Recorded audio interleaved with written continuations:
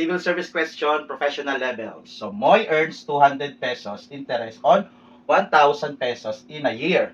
What is the interest rate? So, in this case, usapang pera, interest rate. Pag sinabing rate, so percentage yung magiging sagot natin. By the way, so ano nga ba yung formula ng rate? Kailangan kabisado mo to. So, rate is equal to, so interest, which is interest, divided by, itong 1,000, that is the principal amount, which is the principal amount.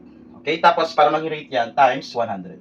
Para maging percentage. So in this case, ang rate natin is R. Wala tayo yan, ayun yung nahanap. Yung interest natin, 200.